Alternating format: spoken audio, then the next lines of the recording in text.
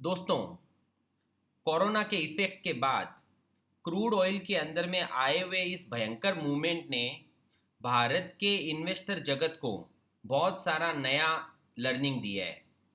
ये लर्निंग क्या है, ये जानने से पहले हम ये समझते हैं कि क्रूड ऑयल के प्राइस किस तरह से मूव हुए। जनवरी 2019 में प्रति बैरल जो भाव 3100 के आसपास था, एक साल में 2020 जनवरी तक वो 4300 प्रति बैरल पहुंच गया। और मार्केट में कोरोना के कारण जैसे जैसे क्रूड ऑयल की डिमांड कम होने लगी, तो ये प्राइस लगभग 1800 प्रति बैरल था 13 अप्रैल को, जो 17 अप्रैल को 1400 प्रति बैरल होते हुए 20 अप्रैल को जब सेटलमेंट आया तो -2884 प्रति बैरल पे ख़त्म हुआ। इसका मतलब ये हुआ कि कोई कमोडिटी का प्राइस नेगेटिव में भी जा सकता है। भाव पॉजिटिव से जीरो होते हुए नेगेटिव चला गया। नेगेटिव का मतलब ये होता है कि आप क्रूड ऑयल मेरे से खरीद लो, मैं आपको सामने से पैसे दे रहा हूँ।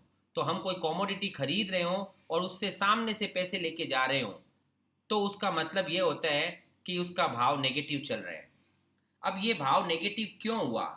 सबसे पहला रीज़न, जैसा कि हम खुद जानते हैं, कि कंटिन्यूसली उसकी डिमांड कम होती गई। कोरोना के कारण अधिकतर सब इंडस्ट्रीज बंद हैं, व्हीकल बंद हैं, तो कंटिन्यूसली डिमांड कम हो रही है और सप्लाई बढ़ती जा रही है क्योंकि उनके प्रोडक्शन चालू थे। और सप्लाई बढ़ने के कारण हमारे ऑलमोस्ट स्टोरेज जो है वर्ल्ड वाइड वो पूरे फुल हो गए, तो क्रूड ऑयल को रखने की कोई जगह ही नहीं मिल रही है। कंजम्पशन एकदम कम है और स्टोरेज की जगह नहीं है, तो अब आपके पास में कोई चॉइस नहीं बचा, आपको क्रूड ऑयल को जलाना पड़े। और यदि हम जलाते हैं तो पॉल्यूशन बढ़ने के कारण उसके ऊपर पेनल्टी आती है। तो अब क्वेश्चन ये रह जाता है कि वो पेनल्टी भरी जाए या फिर क्रूड ऑयल को नेगेटिव प्राइस में बेच दिया जाए। तो पेनल्टी से कम भाव में यदि बेच दें तो पेनल्टी जितना नुकसान नहीं होगा। यही रीज़न है जिसके कारण क्रूड ऑयल का प्राइस नेगेटिव में आया। अब हमारे लिए इसमें क्या लर्निंग्स हुई? तो हमारे लिए सबसे पहली लर्निंग ये हुई कि जो हमारा आज तक एक मिथ था कि भाई कॉमोडिटी का प्राइस तो कभी नेगेटिव नहीं जाता है, कॉमोडिटी के भाव तो कभी नेगेटिव नहीं जाते हैं। इससे पहले भी नेचुरल गैस नेगेटिव में गया हुआ है और अब क्रूड ऑयल ने भी नेगेटिव में जाकर के ये बताया है कि यदि कोई चीज़ की सप्लाई अति हो जाए तो उसके भाव नेगेटिव में भी जा सकते हैं। डिमांड और सप्लाई, जो हमने इकोनॉमिक्स में पढ़ा कि जहां पर एक दूसरे को इंटरसेक्ट करते हैं वहां पर फेयर प्राइस आती है उस प्रोडक्ट की। तो ये रूल आज भी एप्लीकेबल है।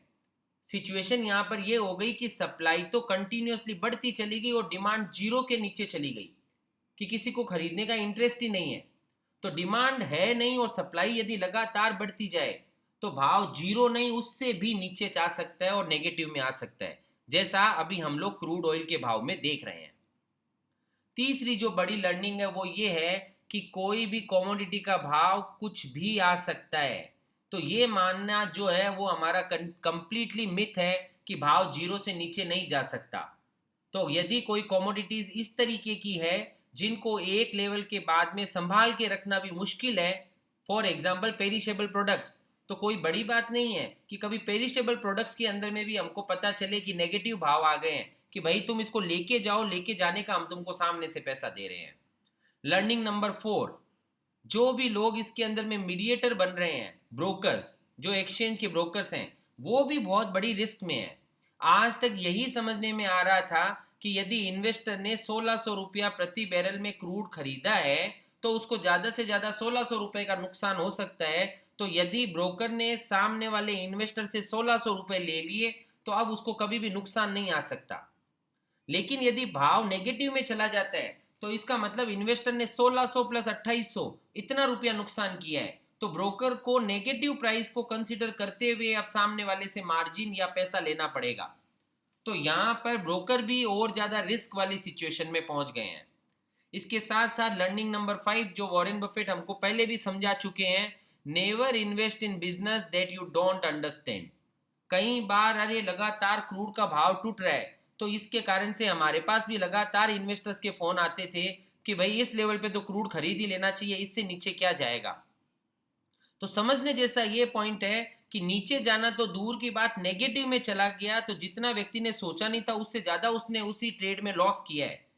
तो मुद्दा यहाँ पर उस कॉन्ट्रैक्ट स्पेसिफिकेशन को अच्छे से समझना बहुत ज़्यादा ज़रूरी है। और यदि हमको पूरा बिजनेस मॉडल नहीं समझ में आए तो वैसी एसेट क्लास में इन्वेस्टमेंट करना अपने आप में एक बहुत बड़ा भयंकर भयावह रिस्की खेल है। और सबसे बड़ी learning, learning number 6, importance of hedging.